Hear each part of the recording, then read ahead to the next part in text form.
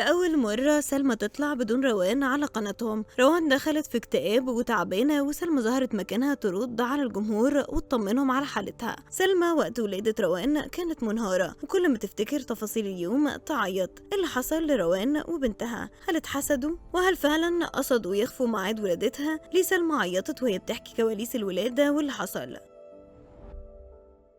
سلمى نشرت ستوري في حموتها كده بعد ولادة روان على طول، وحطت للمتابعين أسك وقالت لهم اسألوا كل الأسئلة اللي عايزين تعرفوا إجابتها عن ولادة روان، وأنا هطلع أرد مكانها عشان هي تعبانة والبيبي كمان. البعض كان مستغرب ليه بسرعة عملوا الأسك، كمان شافوا إن ليه سلمى تطلع بدل من روان وترد على لسانها، وكان الأولى إن لما روان تشد حيلها تظهر وتتكلم هي، لكن الحقيقة مفيش فرق بينهم، وسلمى بتتكلم كأن روان بالظبط. وكمان عشان هما ما أعلنوش عن ولادة روان في وقتها فالدنيا اتقلبت. سلمى نشرت فيديو على قناتها هي وروان، ودي المرة الأولى اللي تطلع فيها لوحدها، وكانت متأثرة جدا والدموع في عيونها، وقالت ربنا يخلي لي روان، وغلاوة الأخوات دي حاجة مهمة جدا جدا. أنا يوم ولادة روان كان يوم صعب جدا بالنسبة لي، ومعرفش عدوا الموضوع ازاي معايا. سلمى حاولت تتحكم في دموعها وتسيطر عليها، ولكن للأسف ما قدرتش، وهي بتتكلم عن روان وعلاقتهم، وكفاية إنها تكون معاها وكويسة، هي مش عايزة أكتر من كده. روان ما تعرفش حاجة عن الكلام اللي سلمى بتقوله، وقالت إنها تشوفه لأول مرة زيها زي الجمهور، خاصة إن هي صورته في شقتها مش عند مامتها. سلمى قررت ترد على كل الأسئلة اللي جات لها لحد ما روان تبقى كويسة.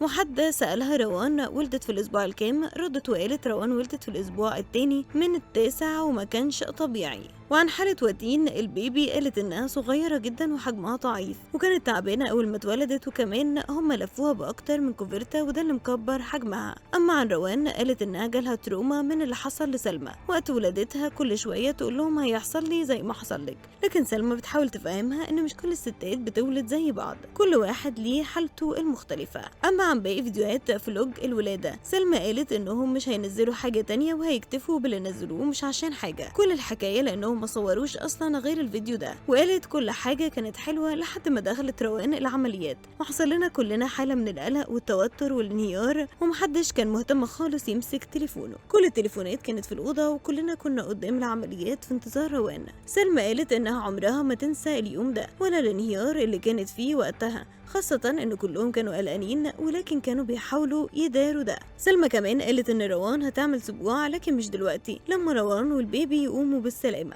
البعض متوقع ان ميار وروان هيعملوا سوا، كتير كانوا فاكرين ان روان هتولد وتقعد في شقتها، ولكن لا، مامتها من الاول بتجهز لها البيت وخدتها عندها علشان تهتم بيها اكتر، خاصة ان روان ساكنة في الدور السابع وما عندهاش اسانسير فهيكون تعب عليها. كمان سلمى قالت ان روان دخلت في اكتئاب بسبب الوضع الجديد ليها. كتير بقى ما شافوش ميار وصلاح وقت الولادة وقالوا ما حضرتش، ولكن الحقيقة عدم حضورها ده بناء على تعليمات حماتها، وخافت عليها لأن بعض معتقد إن الحامل لو حضرت ولادة ممكن يكون خطر عليها وتولد وما يكونش ميعادها، ولكن ميار راحت لروان بعد الولادة واطمنت عليها. حاجة تانية قالتها سلمى إنهم ما كانوش عايزين يعيشوا ميار جوه التوتر اللي بيحصل. روان بقى مش قصدها تخبي ولادتها، عشان كده نشرت ستوري على حسابها وقالت أنا ما خبيتش إني ولدت خالص، بالعكس أنا قلت هقوم وهدخل الأوضة وهقول أنا ولدت، بس للأسف الظروف كانت أقوى مني، أنا خرجت من العمليات تعبانة جدا وواتين كمان تعبانة. قالت كمان يومها الصبح وأنا في المستشفى لسه عم تقى وتمني فارق الحياة، وخلاص ما ينفعش حد فينا ينزل أي حاجة، وقعدنا حداد 3 أيام، وده أول يوم أفتح فيه السوشيال ميديا، والاختفاء ده غير مقصود بالمرة.